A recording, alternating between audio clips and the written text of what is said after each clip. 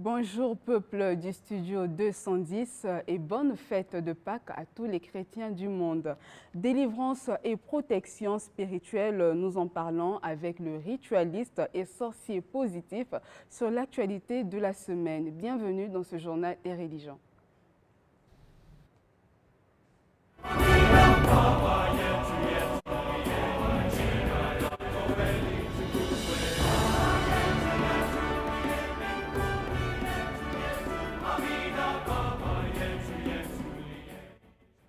Et tout de suite, destination Pissa à Bakongo, le deuxième arrondissement de Brazzaville, qui a abrité une campagne prophétique et d'évangélisation autour du thème « Les manifestations des 7 cornes de l'agneau » du 12 au 19 avril. Mais peu avant, le 11 avril dernier, nos reporters Désiré Laure et Van Keba ont pris part à la conférence prophétique PESA organisée par le prophète Joseph Perfection, visionnaire de l'église Visionnaire de Perfection Ministries. Suivez. PESA, qui annonçait les couleurs de la campagne d'évangélisation du 12 au 19 avril 2025, a permis au prophète Joseph Perfection, visionnaire de Joseph Perfection Ministries, d'alerter le monde sur l'existence d'un compte à rebours des événements pour introduire la fin des temps et l'avènement du Seigneur. Nous sommes dans le compte à rebours des événements derniers. Ces événements que nous sommes en train de voir sont en train d'introduire le cycle final, la dernière partie du temps. Joseph Perfection a également confirmé avoir reçu une révélation de Dieu sur certaines calamités qui surgissent au Congo et ailleurs. Qui un violent réveil, il va éclater dans le bassin du Congo.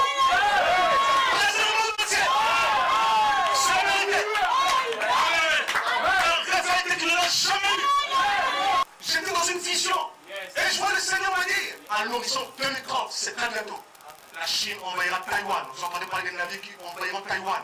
Ça sera l'ouverture de la période de la grande tribulation. Les États-Unis et Israël vont bombarder l'Iran. Bien, dans la vision, je vois un tir de missile.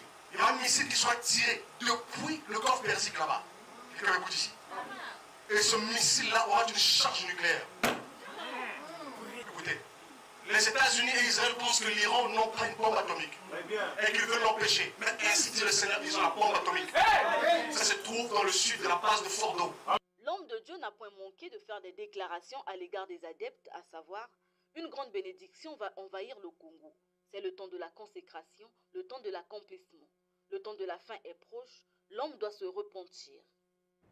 Lubassou Wakanda, bonjour. Bonjour. Je rappelle, avec vous, nous parlons de délivrance et protection spirituelle. Quelle est la différence entre la pratique de la délivrance chez les religieux et chez vous, les animistes, surtout que vous vous présentez souvent en tant que sorcier? Merci, la sœur Sarah Mpion. La délivrance, c'est lorsqu'une personne est richement possédée par des esprits impurs ou soit par une sorcellerie négative. Cette personne doit bénéficier d'une délivrance. Et cette délivrance l'amènera à pouvoir raisonner, à pouvoir bonifier la société, puisque actuellement nous constatons ce monde est regorgé par des esprits impurs et par des hommes iniques qui sont là à détruire les vies des autres. Raison pour laquelle j'ai pris ce thème de la délivrance et la protection spirituelle. Justement, vous avez évoqué là les esprits impurs, vous avez dit qu'une personne peut être possédée par des esprits impurs. Quels sont les signes qui démontrent que la personne est, on va dire, possédée par ces esprits impurs? Il y a plusieurs paramètres ou signes qui prouvent que cette personne est possédée. Même si vous n'avez pas l'œil spirituel pour pouvoir voir la personne qui est possédée, mais par son comportement psychanalytique anormal, tu vas connaître que cette personne-là est possédée. Par exemple, je peux vous donner des exemples. Une personne qui est alcoolique tout le temps, dès qu'il perçoit de l'argent, il va pour aller boire la boisson. Il y a des gens, dès qu'il a l'argent, au lieu de s'occuper de sa propre famille, il va pour aller dépenser de l'argent chez les femmes, des choses comme ça. Il y a des gens qui ont du travail, mais quand ils perçoivent de l'argent se dissipe comme le vent. C'est aussi des gens qu'on doit des envoûtés afin qu'ils prennent conscience. Puisque actuellement, j'ai constaté que les gens ne se posent pas de questions. Le questionnement, c'est le fruit de la réussite dans la vie. Lorsqu'une personne se pose des questions, pourquoi ma vie est tellement perturbée? Et par rapport au questionnement, la personne doit chercher à pouvoir sauver sa vie. Mais, une fois si tu n'es pas sauvé, ta vie ne sera que... tu mèneras une vie de marionnette aux sorciers négatifs ou aux personnes qui possèdent des pratiques occultes nuisibles. D'accord. Et lors de vos passages ici à l'émission du Peuple, vous affirmiez qu'on pouvait utiliser les cartes photos pour protéger une personne. Qu'en est-il des biens? Oui, puisque la délivrance d'une personne, lorsqu'une personne est présente, par exemple, oui. Si la personne est présente, il y a des potions magiques, spirituelles que nous détenons, qu'on va l'administrer. Une fois la personne prend ça, il va par exemple vomir ou soit déféquer, sortir toute cette saleté. Mais lorsque une personne n'est pas sur place, par exemple, il se trouve en France, aux États-Unis ou au Canada, partout dans le monde, il n'y a pas une probabilité de pouvoir quitter là-bas pour venir se faire traiter, je vais mettre le bâton. Oui. Et il y a une possibilité affirmative qui nécessite que cette personne puisse m'envoyer sa photo, son nom et prénom, le nom de son père et de sa mère. À travers cette photo, moi, par rapport à là où j'ai appris mes techniques, je veux protéger la personne. Donc, je vais d'abord délivrer cette personne de là où il est attaché et puis le protéger. D'accord. Et là, nous avons parlé en termes de protection. Mais est-ce que c'est le même procédé quand il s'agit aussi de la délivrance? Est-ce que si la personne se trouve ailleurs, on peut aussi vous apporter une carte photo peut-être pour Oui, effectivement, délivrer. Puisque une personne qui est par exemple envoûtée par des influences négatives, moi, à travers sa photo, je lui délivre par des cérémonies, puisque c'est des cérémonies. Prochainement, j'amènerai des vidéos quand je fais des cérémonies comme ça. Donc, tu vas le délivrer et le protéger. Puisque si tu délivres juste la personne sans le protéger, c'est comme tu n'as rien fait.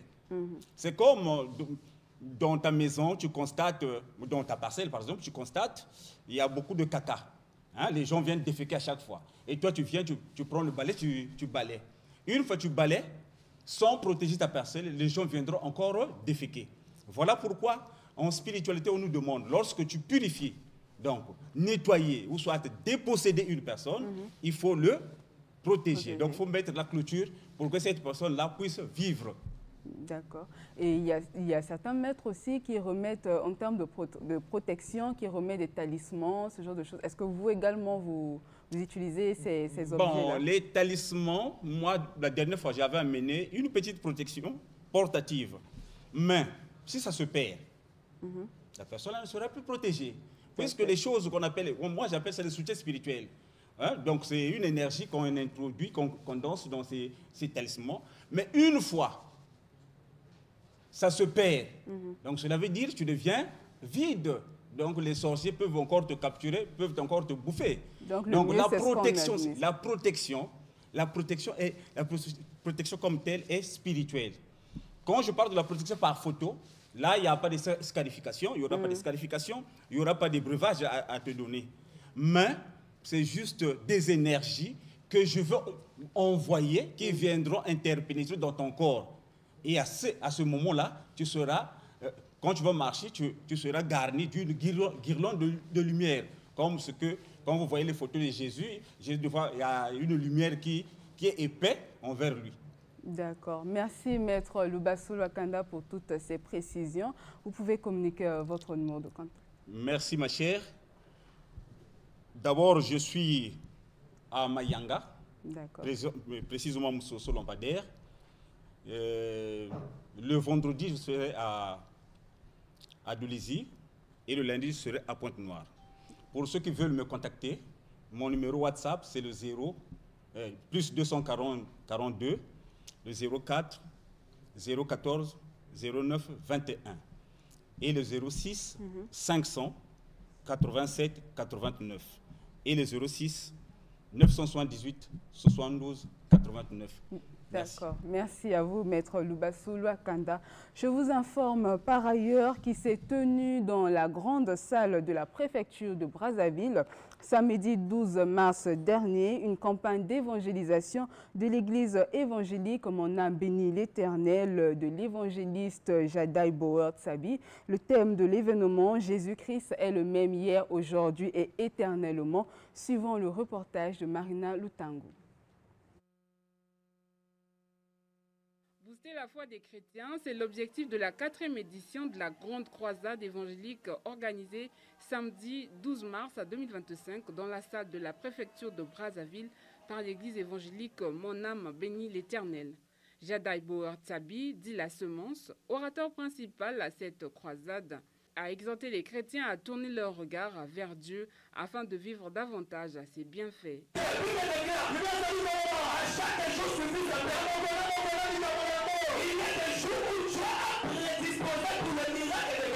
Ce message rempli de paroles de connaissance n'a pas laissé indifférent l'assistance. J'ai été touché par la parole. C'est une parole très édifiante. Je tiens vraiment à remercier premièrement d'abord Dieu. L'évangéliste nous a parlé de plusieurs choses. Ce qu'on a pu retenir, c'est le désir des grandes choses. La prière, tant pour les malades que pour la nation congolaise, a constitué l'un des temps forts de cette rencontre. Et son initiateur parle d'un pari réussi. Cette édition a tenu toutes ses promesses parce que nous venons de voir ce que le Seigneur a fait. Il y a eu des paroles de connaissance qui ont surgi alors que l'homme de Dieu était en train de prier pour les malades. Et nous croyons que les malades ont été guéris et le Seigneur a restauré les vies par le message de l'évangile qui a été prêché. Il sied de signaler que le siège de l'église Mon âme bénit l'Éternel est situé au quartier Congo-Chine dans le 9e arrondissement de Brazzaville à Diri. Son visionnaire, Jadaï Boer Tsabi, a 11 ans de ministère. C'était le journal de religion. Merci de l'avoir suivi.